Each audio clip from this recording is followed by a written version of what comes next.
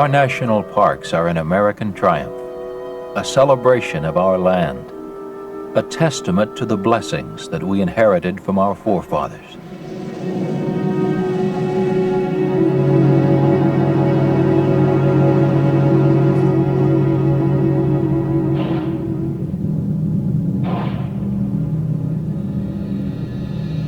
We, the American people, have chosen 50 of our most precious, most irreplaceable, most unique areas and set them aside as preserves, keeping these wild and beautiful places in trust for the future.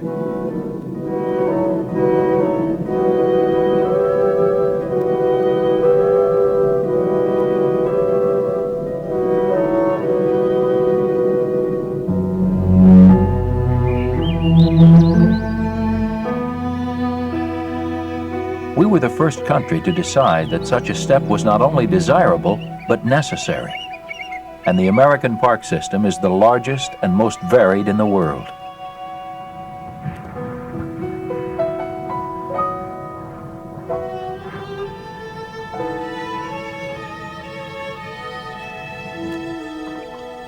Dark in here.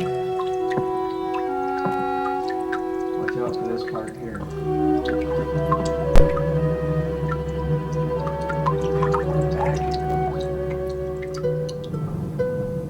Wind and water etch magnificent monuments from solid rock. The land seems to live and breathe before our very eyes.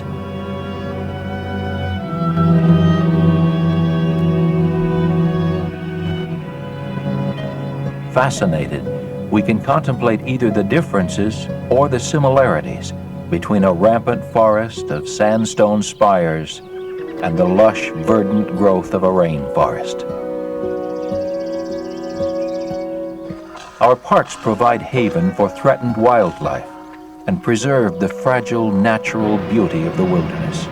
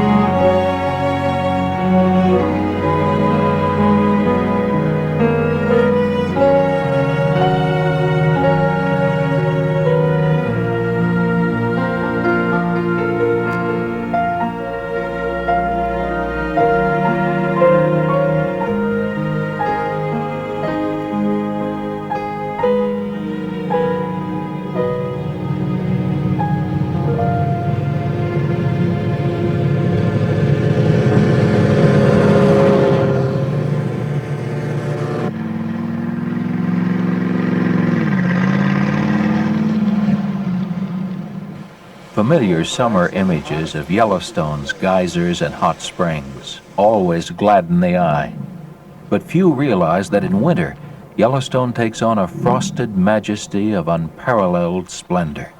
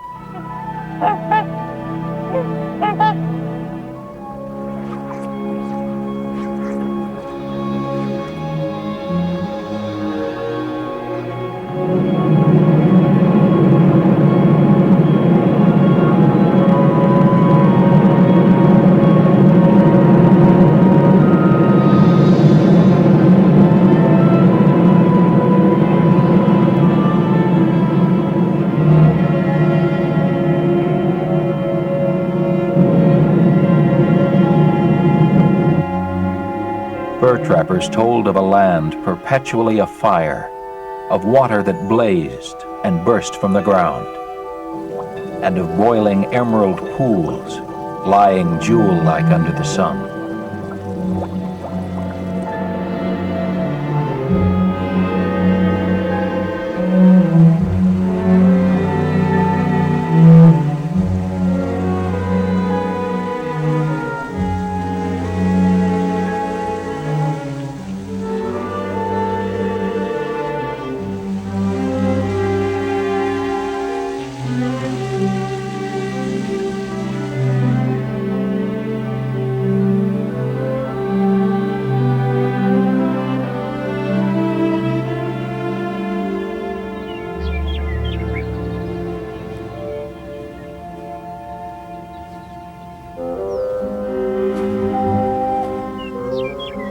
They told of nature's children running free, a land of great bears,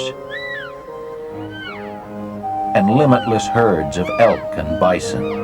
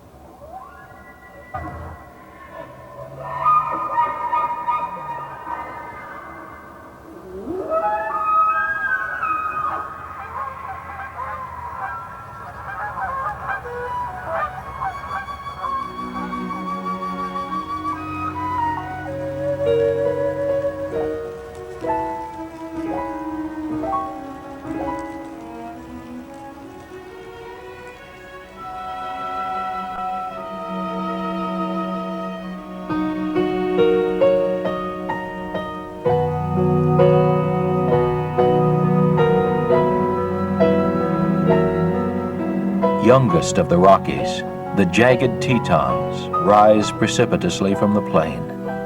Autumn surrounds them with gold and brings on the frosted air hints of approaching winter.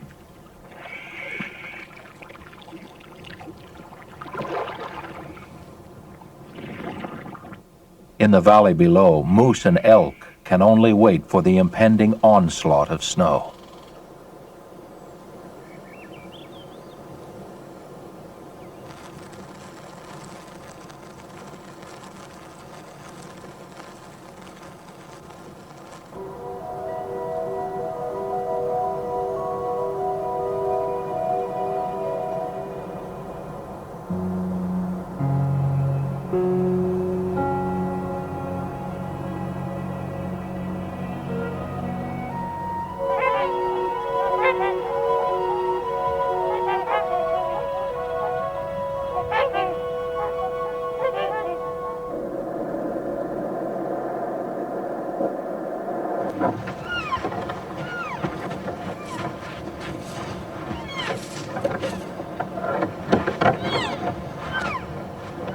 In the sub-zero temperatures, everything, including the battle for survival, intensifies. The beauty of winter sometimes masks the harsh reality of an implacable nature.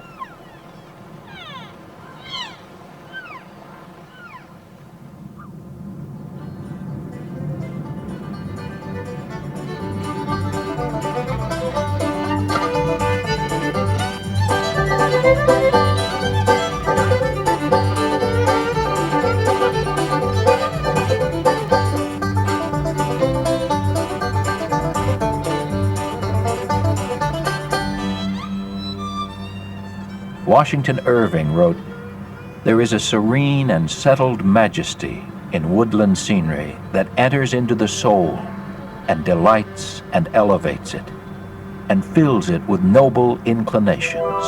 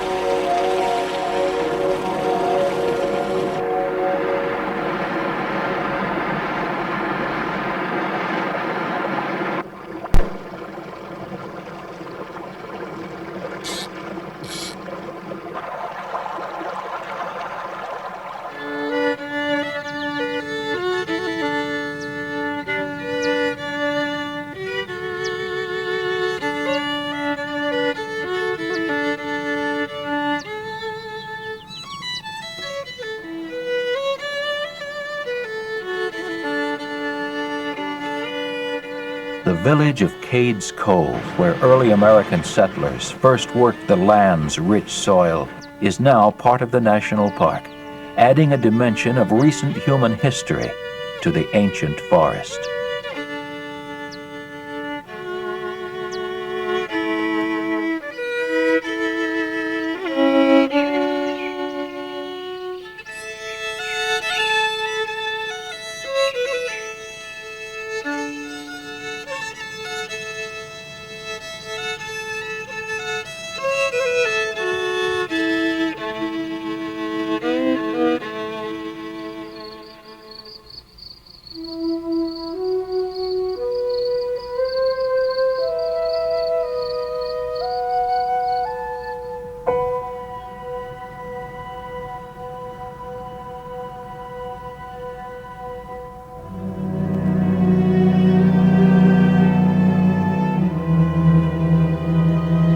Freeman Tilden, in his book The National Parks, wrote, "As you journey through Glacier, your impression will be of mountains that are on the march.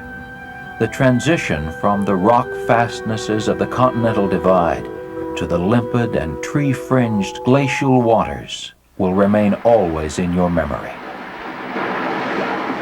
Spring in the high reaches of Glacier is a time of melting snow catching the rays of the warming sun.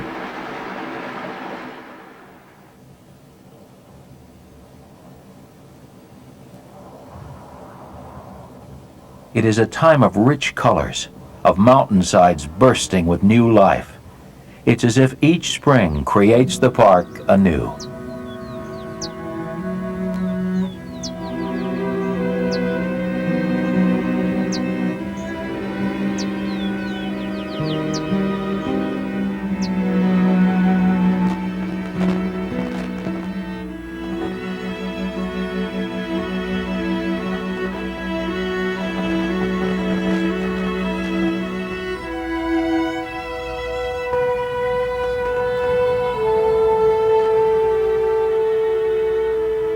Canada's Waterton Lakes Park joined Glacier to form an international peace park, a unique bond of friendship between two countries.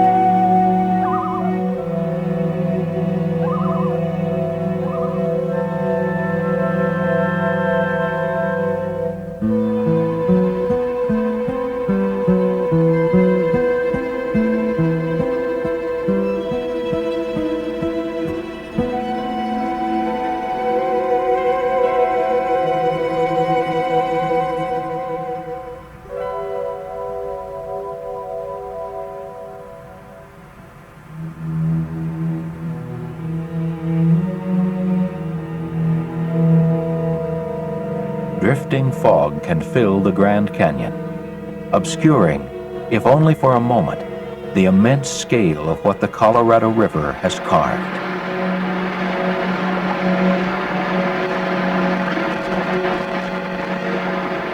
The power of the rushing water can only be appreciated by looking in awe at its handiwork, following the course of the river as it plunges down through the precipitous cliffs it has created.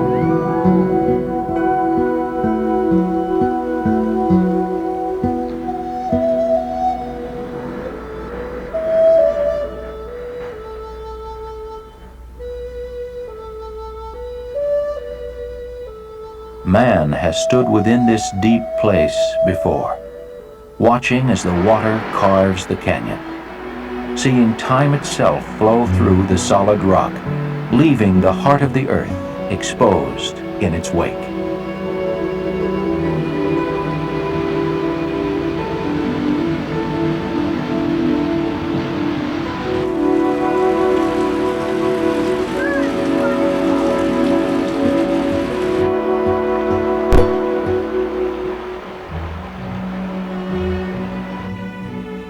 John Wesley Powell, making the first known run through the Grand Canyon, wrote in his journal, "Turning around, we can look through the cleft through which we came and see the river with towering walls beyond.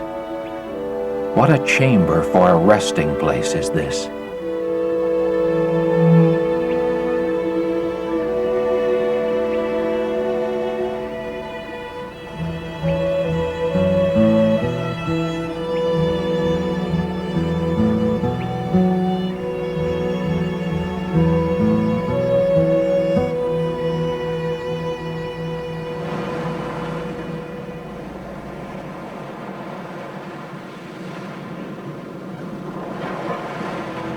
A seacoast, an alpine range, and an amazingly fertile forest combine to create a park where summer and winter can coexist.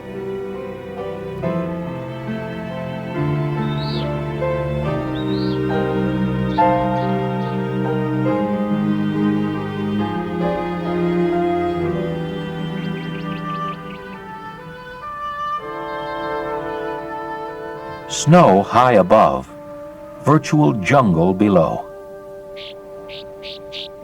Olympic's deep, dense Hoh rainforest is rare in the temperate latitudes.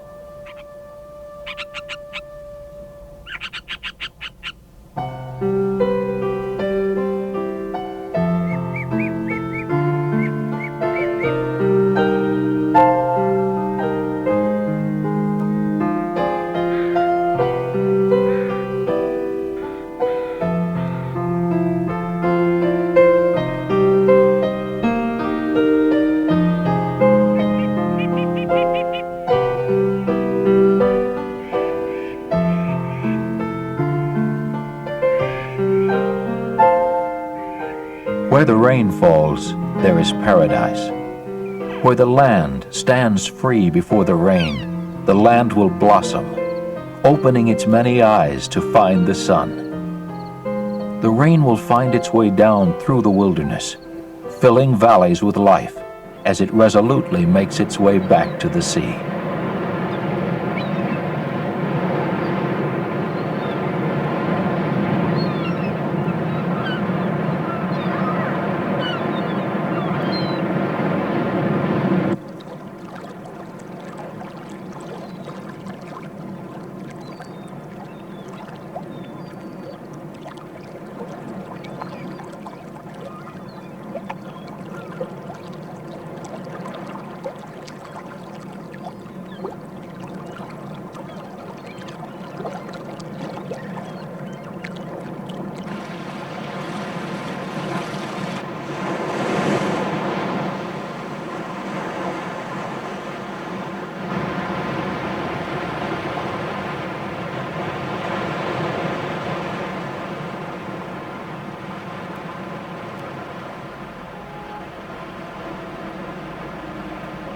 We need the tonic of wilderness. While we seek to know all things, we need all things to be unknowable, air and land and sea.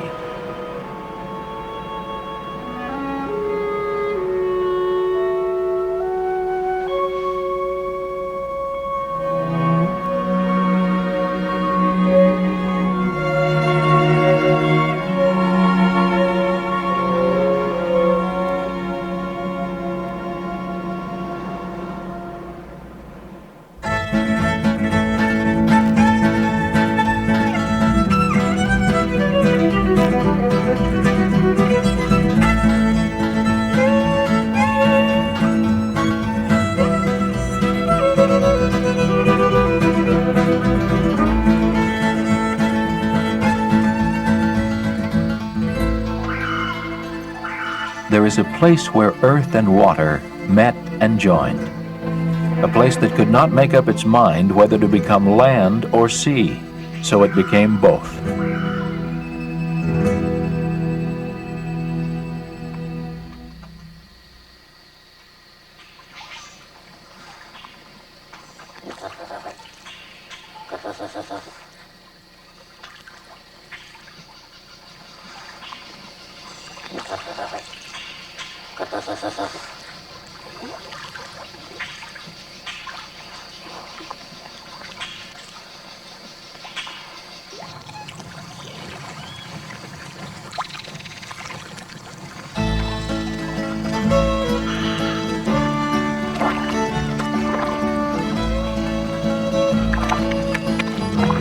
Here can nature's handprint be plainly seen, each finger pointing out a separate path toward survival. Like the patterns of a fingerprint, the interwoven web of life dances about itself, each element separate and yet irrevocably joined.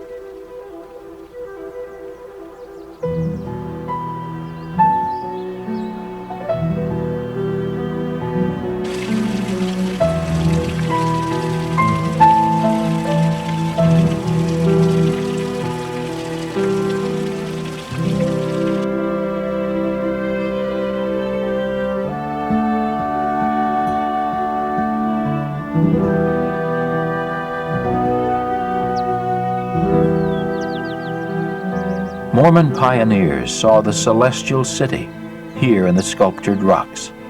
They called it Little Zion. The great white throne of Zion reminds us that the Native Americans revered the canyon as a holy place and preserved it from intrusion.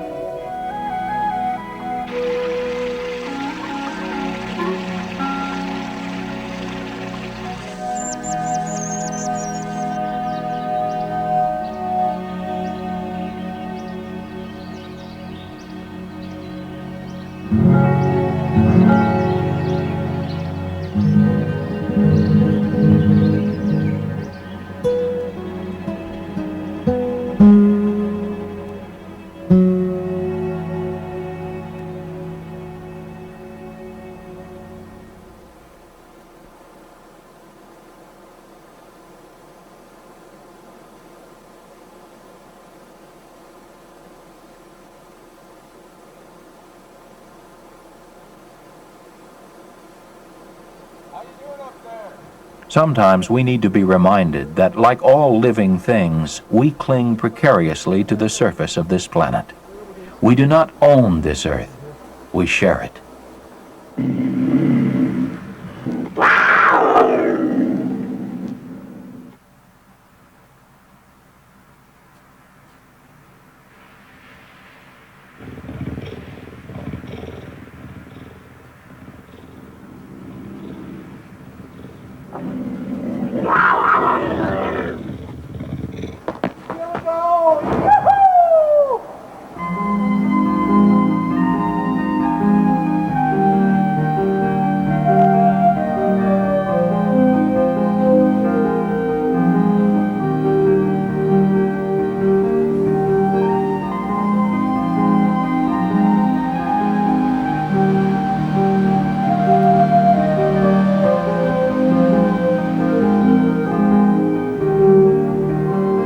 place is so rare as Yosemite.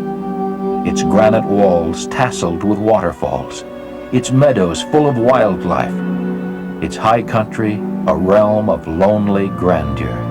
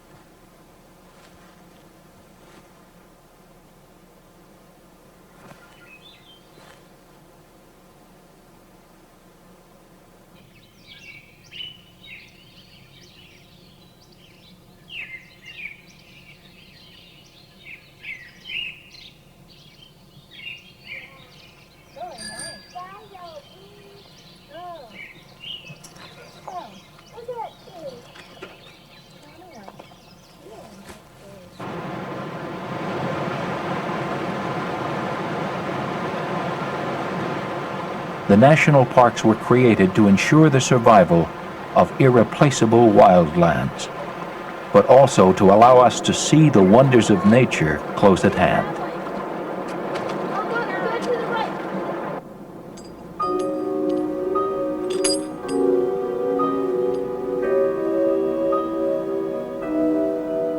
By living for a moment in the midst of these wonders, we will find ourselves all the more eager to preserve them, so that they can continue as they are, haven for both nature and ourselves.